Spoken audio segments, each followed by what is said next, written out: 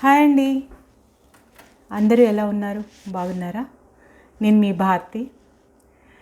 మనం అద్దెకి ఇచ్చిన వాళ్ళ గురించి మాట్లాడుకున్నాం కదా. వాళ్ళకి చాలామంది కోపం వచ్చింది. అద్దెకు ఉన్న వాళ్ళకి ఏం మాత్రం బాధలు ఉండవా అని అడిగారు. తప్పకుండా ఉంటాయండి, ఇంకా రెట్టింపు బాధలు ఉంటాయి. ఒక నాణానికి బొమ్మ బొరుసు ఎలా ఉంటుందో మంచి చెడు అన్ని చోట్ల ఉంటుందండి. ప్రతి ఒక్క విధానంలో కూడా బాధపడేవాళ్ళు, బాధ పెట్టేవాళ్ళు ఉంటారు. కొండకుచో అద్దెకున్న వాళ్ళకి చాలా ఇంకా ఎక్కువ ప్రాబ్లమ్స్ ఉంటాయి. అది అందరం అనుభవించిన వాళ్ళమే. కాబట్టి ఈ అపార్ట్మెంట్స్లో ఉన్నారనుకోండి, అద్దెకిస్తారు, ఈ ఓనర్స్ ఎక్కడో ఉంటారు. మిగతా వాళ్ళు ఎలా చూస్తారో తెలుసా? వీళ్ళు అసలు ఏంటి, ఏదో అద్దెకుండి 4 రోజులు ఉండిపోతారు కదా, ఈ మా సొంత ఇళ్ళని వాళ్ళని చాలా చిన్న చూపు చూస్తారు. ప్రతి దేంట్లో కూడా వాళ్ళ అభిప్రాయం తీసుకోరు. వాళ్ళు ఏదో ఒక సైడు కాందిశిక్కులాగా ఒక సైడ్కి ఉండి వెళ్ళిపోవాల్సిందే. వీళ్ళంతా కుమ్మక్కైపోయి వాళ్ళని కలుపుకోరు. వాళ్ళకి మాట్లాడడానికి రైట్ ఉండదు. అరే ఇలా జరుగుతుంది, వీళ్ళు ఇలా చెప్తున్నారు, అలా చెప్తున్నారని యజమానికి ఫోన్ చేసి చెప్తే, మేము అక్కడ ఉండట్లేదు కదా, మీరే చూసుకోండి అబ్బా, మేము వచ్చి ఏం చేయాలి అని చెప్పేసి వీళ్ళు తప్పించుకుంటారు. వాళ్ళు నానా బాధలు పడతారు తెలుసా అండి, చాలా బాధలు పడతారు. ఆ ఓనర్స్ అందరు కుమ్మక్కయి వీళ్ళకి సరిగ్గా ఫెసిలిటీస్ లేకుండా చేయటము, వీళ్ళు రైట్ కింద అడగకపోతే నోరు మూసుకొని ఉండండి అని చెప్పి అనటము, ఇలాంటివి చాలా జరుగుతాయి. వీళ్ళు ఎప్పుడొకప్పుడు పోయేవాళ్ళే కదా అన్నట్టు వీళ్ళందరూ ఒక సొసైటీ లాగా ఏర్పడి అన్ని ఫంక్షన్స్ కానీ పండగలు అవన్నీ కానీ వీళ్ళందరూ కలిసి చేసుకోవడము, అద్దెకున్న వాళ్ళని పడనీయకపోవడం, ఇలా కూడా చేస్తుంటారు, తక్కువగా చూస్తుంటారు. ఇంకా మామూలుగా ఓనర్స్ ఉన్న ఇళ్లల్లో ఉన్నట్లయితే ఇంకా వాళ్ళ బాధలు వర్ణనాతీతం. అందరు ఓనర్స్ మంచి వాళ్ళు ఉండరు. కింద ఉన్నామనుకోండి, ఆ కింద మొత్తం మనమే ఊడవాలి, మనమే ముగ్గులు పెట్టాలి. వాళ్ళు పైన ఉంటారు. ఆ కింద ట్యాప్ వస్తే మనమే చూసుకోవాలి, గేట్ తీసుంటే మనమే వెళ్ళి వేయాలి. ఎవరైనా వచ్చేస్తారు, గేట్ తీసేసి ఉంటారు, అది మనమే వెళ్ళి వేయాలి, అది మనదే డ్యూటీ. ఒకవేళ తీసుండి ఏదైనా ఏదో కుక్క లాంటిదో అదో ఇదో లోపలికి వచ్చేసి ఏదైనా పాడు చేసింది అనుకోండి, ఏ లాంటిదో అటు ఇటు తిరుగుతూనే ఉంటాయి కదా రోడ్డు మీద, ఆ మొక్కలు ఏమన్నా ఉంటే పాడు చేసినాయి అనుకోండి, కింద ఉన్న వాళ్ళదే తప్పు. మీరు ఎందుకు చూడలేదు, ఎందుకు చేయలేదు అని చెప్పి మాట్లాడతారు. మళ్ళీ వాళ్ళు ఏమైనా మొత్తము అంతా కలిపి ఎవరినైనా పెట్టినట్లయితే అసలు ఓనర్స్ ఎక్కువ పే చేయాలి, రెంట్కున్న వాళ్ళు తక్కువ పే చేయాలి మెయింటెనెన్స్కి. కానీ ఓనర్స్ తక్కువ అసలు ఏమీ లేకుండా చేసి మిగతాదంతా ఈ రెంట్ వాళ్ళ మీద వేస్తారు తెలుసా. అంటే అక్కడ ట్యాప్స్లో నీళ్ళు వస్తున్నాయి అనుకోండి, మంచినీళ్ళు వస్తున్నాయి, వీళ్ళన్నీ నిండిన తర్వాత, వీళ్ళన్నీ పట్టుకున్న తర్వాత, పూర్తిగా పట్టుకున్న తర్వాత అది రెంట్కున్న వాళ్ళు పట్టుకోవాలి. ఈ లోపల అది కాస్త పోతుంది, వీళ్ళకి నీళ్ళు ఉండవు, వీళ్ళు ఇవ్వరు, బయటకు వెళ్ళి తెచ్చుకోవాలి. ఇక్కడ ఉన్న జీతంలో చాలా భాగం ఇంటద్దెకి పోతూ ఉంది. ఇంకా ఇలాంటి ఖర్చులు కూడా పైనుంచి పెట్టుకోవాలి. లేదు అది సమ్మర్ వస్తే మామూలుగా చాలా చోట్ల నీళ్ళు ఎండిపోతుంటాయి కదా, బోర్లలో నీళ్లు రావు. అప్పుడేం చేస్తారు తెలుసా, ఆ ట్యాంకర్స్ అవి పోయించినట్లయితే మనం ఇప్పుడు ఇద్దరు భార్యాభర్తలే ఉన్నారనుకోండి, వాళ్ళు ఎక్కువ వాడరు అనుకోండి, అయినా సరే మిగతా వాళ్ళతో పాటు ఫుల్ అమౌంట్ కట్టాల్సిందే. ఎంత కష్టంగా ఉంటుంది. మళ్ళీ ఎవరూ రావద్దు మన ఇంటికి, వచ్చి ఎక్కువ రోజులు ఉండొద్దు, నీళ్ళు ఎక్కువ పారబోస్తున్నారని చెప్పానంటారు. వచ్చిన వాళ్ళకి వెళ్ళిన వాళ్ళకి చూస్తూ గేట్లు వేస్తూ తీస్తూ వీళ్ళకి సమాధానాలు చెప్తూ పైన వాళ్ళు ఉంటారని చెప్తూ ఇలా ఇన్ని రకాలుగా వాళ్ళకి ఆన్సరబుల్గా ఉండాలి. ఈ కింద రెంట్కున్నట్లయితే అక్కడున్న చెత్తకి వీళ్ళే కారణం, ప్రతిదానికి వీళ్ళే కారణం. సరే, వాళ్ళ కింద ఉన్నారు, వీళ్ళు పైన ఉన్నారనుకోండి, వీళ్ళ పిల్లలు ఆడుకోకూడదు. కొంచెం పిల్లలు ఎక్కువ అల్లరి చేస్తున్నట్లయితే అల్లరి చేయొద్దు, మాకు చాలా గొడవ అయిపోతూ ఉంది, పిల్లల్ని కంట్రోల్ చేసుకోలేరా, అది ఇదని అరుస్తుంటారు. కూకట్పల్లిలో ఒకటి జరిగింది అలాగే. పిల్లలు ఆడుకుంటుంటారు, అమ్మాయి పాపం భర్త ఎక్కడో వేరే టూర్స్కి వాటికి వెళ్తూ ఉంటారు, పిల్లలు ఆడుకుంటూ ఉంటారు. మాకు కొంచెం ఎక్కువ అల్లరి పిల్లలు అనుకుంటా. వాళ్ళు అల్లరి చేస్తున్నారని చెప్పేసి కింద నుంచి దంపతులు వెళ్ళి ఊకే ఆ అమ్మాయిని తిట్టేవాళ్ళంట, బాగా అరిచేవాళ్ళంట. నువ్వు కంట్రోల్లో పెట్టుకోలేవా, నువ్వే ఆడదానివే, అది ఇదని ఆ మాటలు పడలేక ఆ ఫ్రస్ట్రేషన్కి గురైపోయి అమ్మాయి సూసైడ్ చేసుకుని చనిపోయింది. ఆ పిల్లలకి తల్లి లేకుండా అయిపోయింది. అంటే ఒక మాట చాలు కదా, శూలంలాగా గుచ్చుకునే మాటలు మాట్లాడితేనే కదా అమ్మాయి అలా చేసుకోవాల్సి వచ్చింది. వాళ్ళకి అన్నీ అనుకూలంగా ఉండాలి వీళ్ళు. మళ్ళీ వచ్చేసి ఇంట్లోకి మనము ఎలాంటి పరిస్థితుల్లో ఉన్నా వచ్చేసి మన ఇంట్లో ఇన్స్పెక్షన్ చేస్తూ ఉంటారు. ఇది ఎందుకు ఇలా ఉంది, అదెందుకు అలా ఉంది, ఇక్కడ మేకెందుకు కొట్టారు, ప్రతిదానికి మా గచ్చు పాడైపోతుంది, దీని మీద రాకిన్రా, మాకు శబ్దం వినిపించిందని, చిన్న శబ్దం అయితే చాలు వచ్చేస్తారు. ఇవి బండలు పాడైపోతాయి. సరే, ఇలాంటివన్నీ పక్కన పెడితే మనం కొంచెం బాగున్నామనుకోండి, మన అమ్మ వాళ్ళు ఊళ్ళో ఉంటారు, ఏదైనా ఊరు నుంచి వచ్చేటప్పుడు ఏమైనా పట్టుకొస్తారు, అవి వీళ్ళకి కంపల్సరీ షేర్ చేయాలి. లేనట్లయితే ట్రీట్మెంట్ ఇంకో రకంగా ఉంటుంది. మన పిల్లల్ని కిందకి వెళ్తే వాళ్ళు ఆడుకోవడానికి వెళ్తే వాళ్ళ ఇంట్లోకి రానియకపోవడము, తోసేయడము, అంటరాని వాళ్ళలాగా చూడడము, ఇలాంటివన్నీ చేస్తుంటారు తెలుసా. లేదు, మనం కొంచెం ఏదో జాబ్ చేస్తున్నాము, ఇద్దరం కష్టపడుతున్నాము, కొంచెం ఏదైనా సంపాదించుకున్నాము, ఇంట్లోకి ఏదైనా కొత్త వస్తువు తెచ్చుకున్నాము, ఇంకా వాళ్ళకి ఎంత ఈర్ష్య ఉంటుంది అంటే అంతే, ఇమ్మీడియట్గా రెంట్ పెంచేయండి, ఆ నెక్స్ట్ మంతే రెంట్ పెంచేయమంటారు. దానికి ఒక పద్ధతి పాడు అంటూ ఏముండదు. ఇవన్నీ చెయ్యట్లేదా, రెంట్ ఇవ్వడానికి మాత్రం ఏంటి, ఇలా మాట్లాడతారు.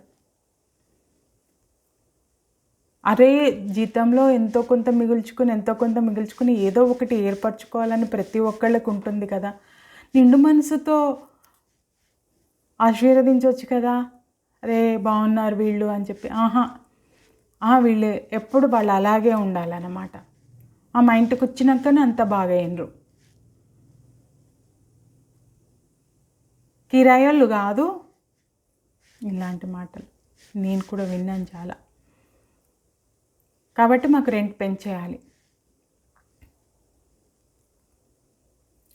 ఇప్పుడు ఈ కామన్ మీటర్ ఉంటుంది కదా, కరెంట్ వచ్చేది, అది మనం అదంతా కలిపి మనం తక్కువ వాడినా ఎక్కువ వాడినా ఎంత వాడినా అందరితో పాటు సమానంగా కట్టాల్సిందే.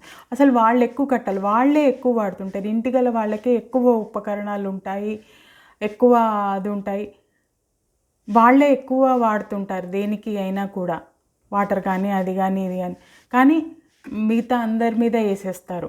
అసలు వాళ్ళు కట్టరేమో కూడా కొందరు, మొత్తం ఇంత వచ్చింది అని చెప్పేసి వసూలు చేస్తుంటారనమాట. ఇవ్వకపోతే పెద్ద గొడవ, కాల్ చేయండి. అప్పటికప్పుడు ఎక్కడికి పోలేం కదా.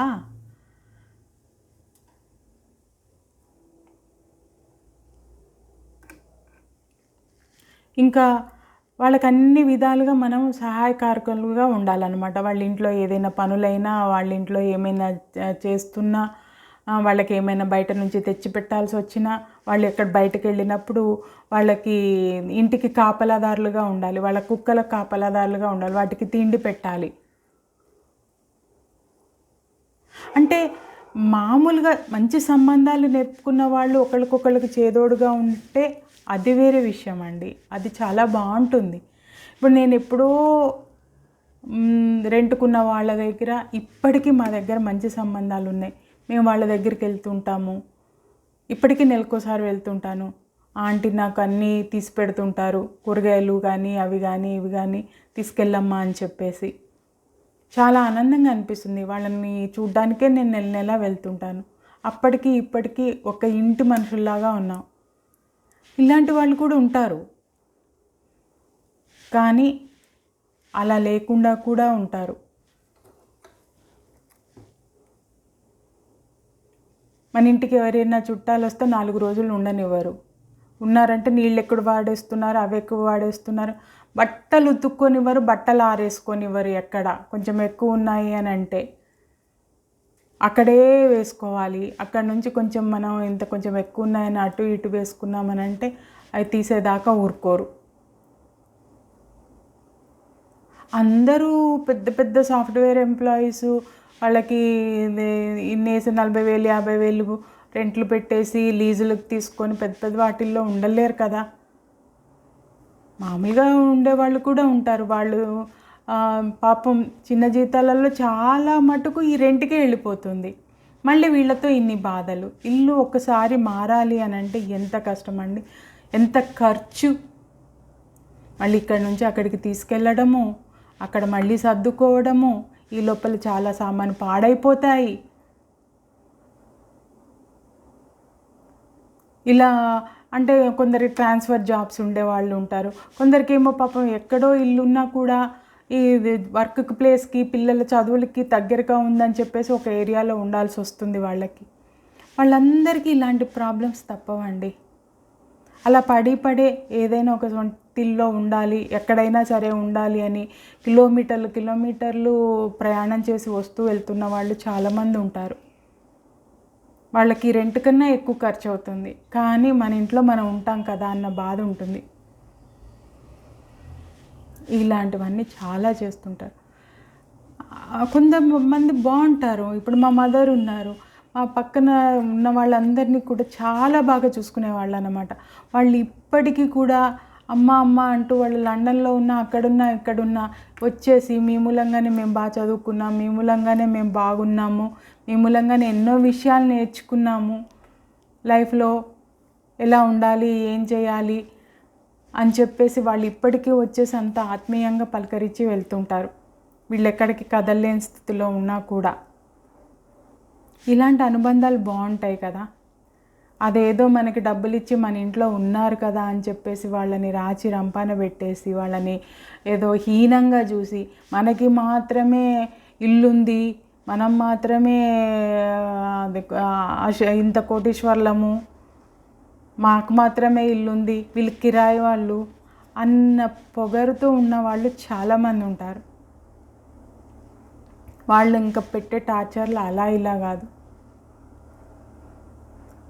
అన్నీ వాళ్ళకు కనపడి ప్రతి ప్లేసు వాళ్ళకి అనుకూలంగానే ఉండాలి. మన బళ్ళు ఉన్నా మన అవి ఉన్నా కానీ ఎక్కడో ఏ మూలకో తీసుకెళ్ళి పెట్టుకోవాలి. ఇలా కన్వీనియంట్గా ఉందా లేదా అన్నది ఆలోచించరు. లేకపోతే రోడ్డు మీద పడేసుకొని ఉంచుకోవాలి.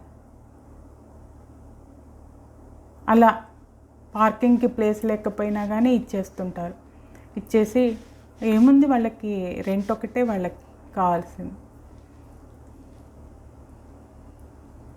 అలా ఇబ్బందులు పడేవాళ్ళు చాలామంది ఉంటారు. మళ్ళీ ఇంట్లో ఉన్న వాళ్ళ మీద లేనిపోనివన్నీ చుట్టుపక్కన వాళ్ళతో చెప్పేవాళ్ళు కూడా ఉంటారు తెలుసా. చెప్పి వాళ్ళ గురించి చెడ్డగా చిత్రీకరించే వాళ్ళు కూడా ఉంటారు. అదేం భేషజమో అదేం వాళ్ళకి ఆనందమో అర్థం కాదు. అంటే వీళ్ళు ఓనర్స్ కదా, వీళ్ళు మాట్లాడుకుంటూ వాళ్ళని వేరు చేసేసి వాళ్ళ మీద చెడ్డగా చెప్పేసుకొని రకరకాలుగా చెడు ప్రచారం చేసేవాళ్ళు కూడా ఉంటారు. అదొక పైశాచిక ఆనందం.